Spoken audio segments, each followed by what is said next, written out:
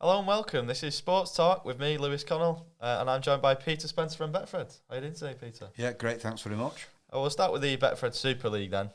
Catalans beating Saints last night. That was quite a shock result, wasn't it?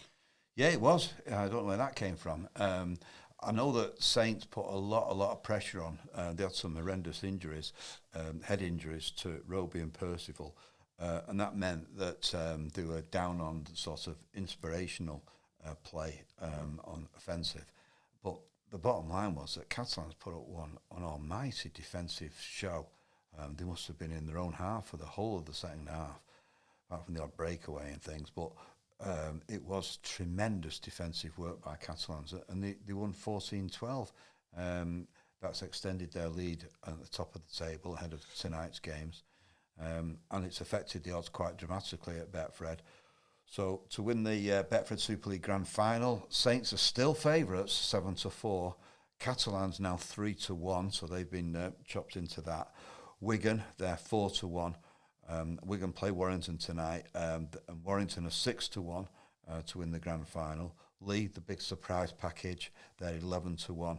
Leeds 12-1. Salford on the drift really, 25-1. Those are the main ones really. And there's some big games tonight. One of them's Wigan against Warrington.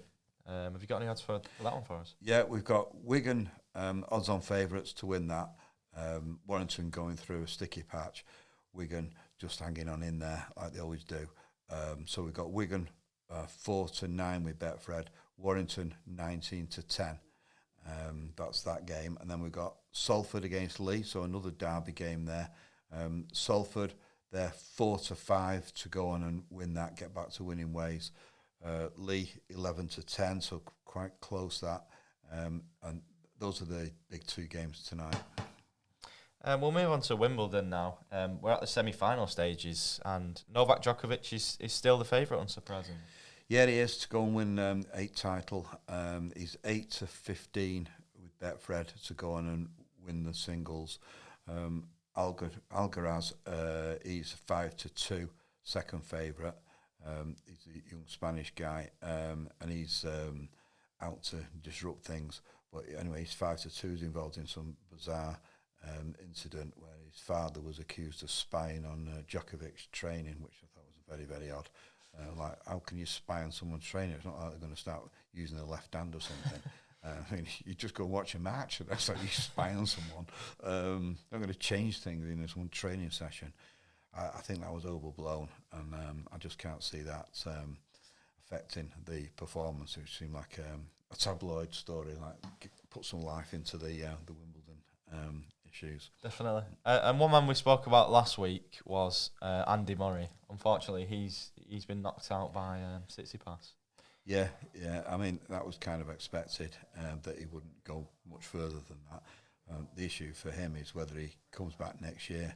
Well, it's a trait of Wimbledon that we just seem to stumble at the final hurdle stage or even midway through the tournament. I mean, there's no British interest in either of the men's or women's at the moment. No, it is unfortunate for the British tennis scene. But we'll move on to the Ashes now.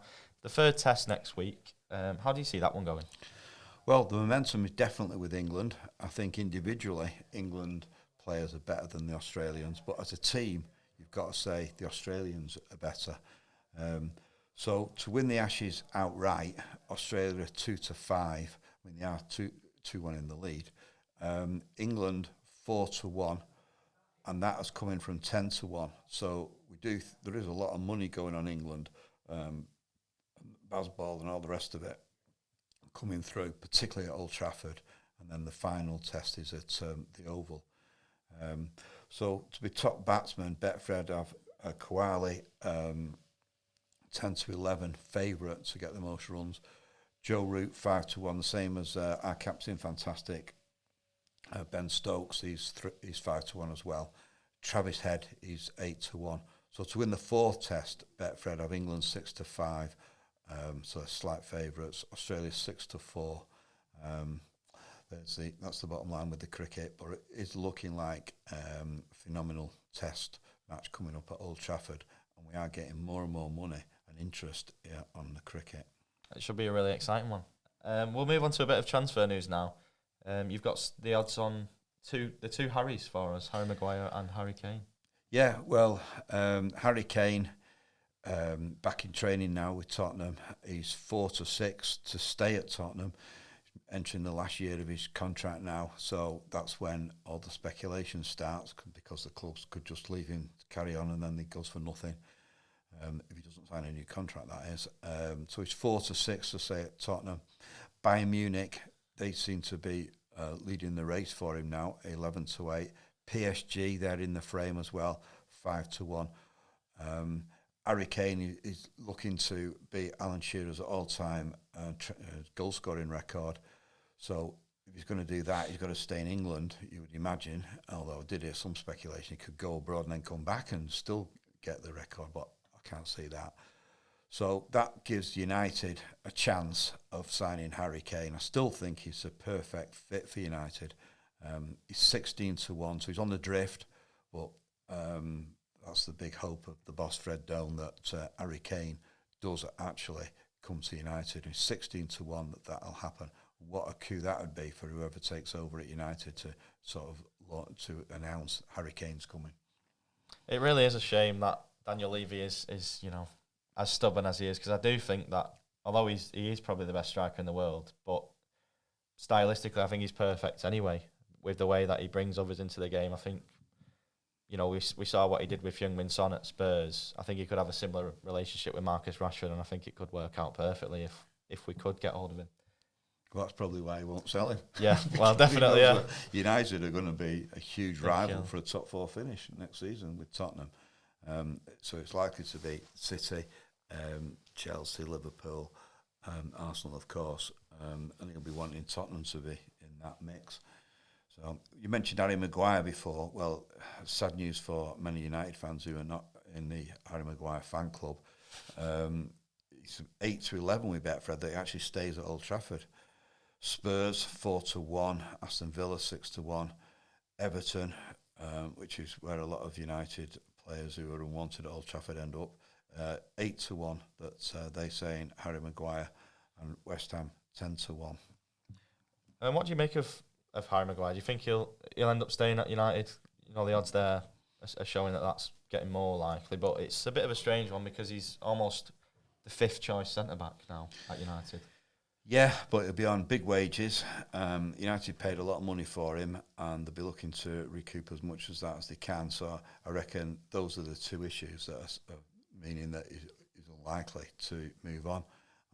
He's going to meet an asking price that United will set, maybe 50 million, which is what I believe they've said is the asking price, and his wages for a player who really turns it on for England, but not necessarily for United. You always think there's a mistake in him. That's the worrying thing. Yet when he plays for England, he absolutely shines. Yeah, it's a bit of a strange one, that, isn't it? But moving on to arguably the best player in the world at the moment, Kylian Mbappe. Where do you think he'll end up? Or do you think he'll stay at PSG?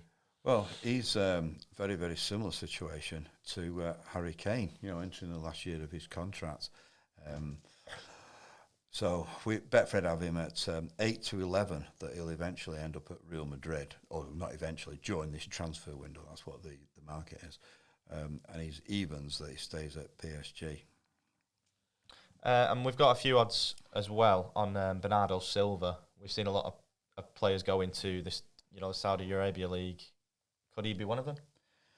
Well, I mean, it is bombshell news that Henderson of Liverpool is contemplating going to Saudi Arabia, particularly as he's made his views known on some of the issues that the Saudi Arabians don't follow, i.e. homosexuality and other issues. And he's made his views absolutely clear on those points. And then he goes and joins a team, or potentially joins a team in that country. So that has raised the issue, and there is quite a kickback now on Henderson, who's contemplating moving from Liverpool to Steven Gerrard's club in Saudi Arabia. And no doubt that will spread to Bernardo Silva, who is 9-4 to join any Saudi club. He's a lot younger than Henderson. it is a ridiculous thing that he's even contemplating moving there, unless he's just interested in the money and an easier ride. So that would absolutely infuriate the vast majority of City supporters. They could perhaps accept, like they did with Gundogan, that he wants to move on to a sunnier climes, different stage of his career, blah, blah, blah. Gundogan went to Barcelona.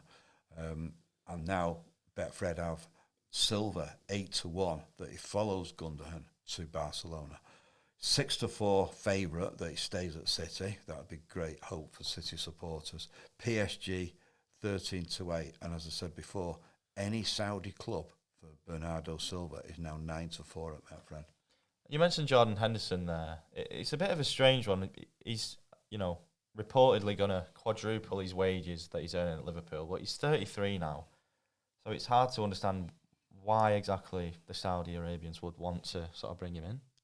Well, because he's the Liverpool captain, and it's great kudos to the people in Saudi Arabia that they've got the Liverpool captain in their league. But for me, they want to do something like go and buy an academy at Rochdale or Oldham or Bolton or something, and then build from the bottom and make players for the future, rather than just pick off players who some would say are past the best, like Ronaldo, and maybe Henderson as well, or getting close to the best. But when they start going for people like Bernardo Silva, that's when it really does start affecting the quality of our football. Because if Bernardo Silva goes there, that could lead to others thinking, well, I'm 27, peak of my career. Why don't I extend it by playing in an easier league? The Premier League might be the best in the world, but it's also the most competitive. It's absolutely ruthless. You can have every single week, you can't predict the results. And it's not like in France where PSG kind of win everything, or in Spain where Real Madrid and Barcelona more or less win everything, Atletico sometimes. But and Germany with Bayern Munich, every single game in the Premier League absolutely matters, and you cannot predict the results. So you've got to put out your best team all the time. So that's why the players get the big bucks in the Premier League, but also have the hardest games every single week, sometimes twice a week.